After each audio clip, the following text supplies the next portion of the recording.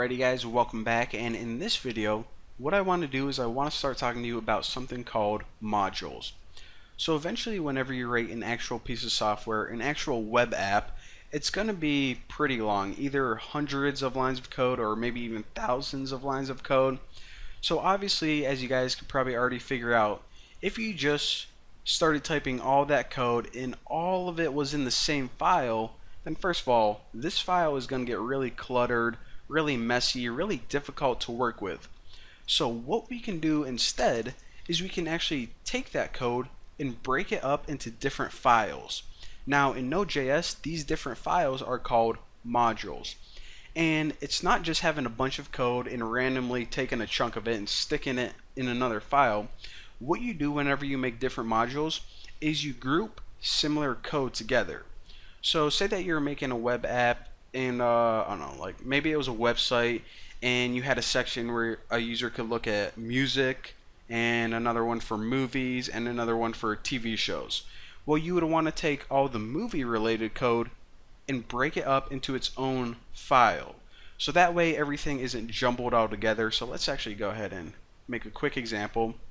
So as you guys can probably already expect, whatever file app.js is in, right click the directory and hit new JavaScript file. You can name it anything you want. I'm going to name mine movies.js. So again, this movies.js file would be a separate module. So what we would want to do here is any movie related code we would want to stick in here, and the rest of our program can go in another file. So just so I have something, I'm just going to make a real quick function.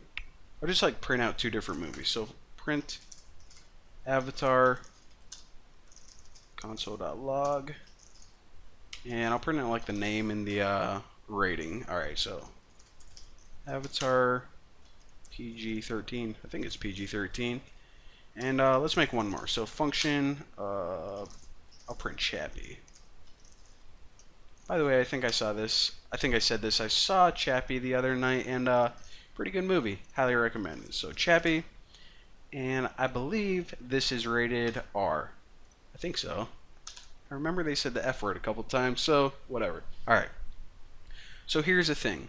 We have a couple different files, and they each have a little bit of code related to, whatever the file is, and we want to pretty much take this code and use it in our main file, or include it in a different file. So how do we do that? Well, but the correct terminology is what we're doing is we're going to export some code from movies and import it into app.js. So that's what we're trying to do, take this code and include it right here. Now here's the thing. Whenever we do this, all this code just doesn't get exported by default. We can actually say what code do we want to export. Now the code that gets exported is determined by a variable called module.exports. Now once you type this keyword, what you can do is you can tack on a variable, and this can just be any custom variable you want. So I'm going to say that I'm going to export this avatar function, and I'm not going to export this Chappie one. Maybe I want this Chappie one to be private.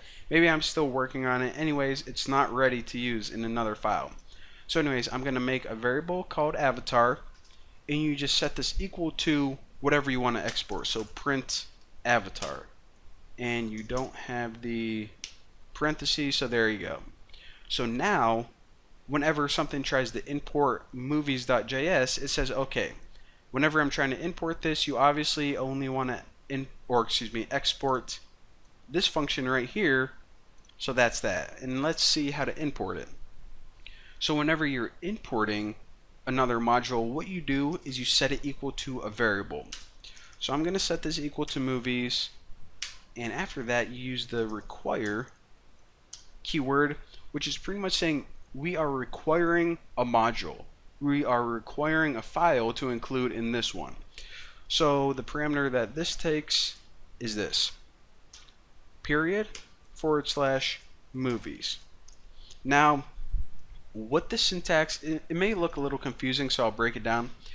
This / this is just a syntax that says look in the same directory that I am at for a file called movies. So we obviously know app.js is in this directory, public, so it's going to scan this directory and it's going to look for a file called movies.js. If you're like, Bucky, you forgot to type the JS extension, might fix that for you. Actually, whenever you're importing modules, never include the .js extension. And this is to do with a couple different things. First of all, this is kind of background information and you really don't need to know it, but some of your systems get confused by the file extensions because like a browser can't have access to your file system, so it doesn't really do a good job of looking at the extensions. And also another thing I want to point out while I'm talking about this, you guys may be like, alright, so what's the point of this /? Can I just write movies? Well, later on I'm going to show you guys how to import something called core modules, which is essentially modules that are already built into the language for you. And whenever you import core modules, that's when you use just the plain keyword instead of the path. So again, just remember right now, whenever you want to import a module, what you're going to do is you're going to use the require keyword, and then the path, and the // means look in the same directory, and do not include the .js extension. So again, what this line of code does is it says, okay, I'm going to require code from this file, so it's going to hop over to this file, go do. Alright, what are you trying to export? This right here. I'm going to grab everything right here and pretty much plop it in this variable. So now with this movies variable, remember this is essentially equal to the other module. Remember we made a variable called avatar, which was a function, and we can run it just like expected. So again, whenever you run app.js, since it imported everything we told it to export from movies.js, it works fine. And obviously, here's the thing. Let me adjust my seat a little bit. So since we only chose to export avatar and not print Chappie, if we ever try to do something like movies.print Chappie, that's not going to work. So this is essentially the same as having public and private methods. So maybe this, I don't know, maybe you only wanted to access this function from inside this module.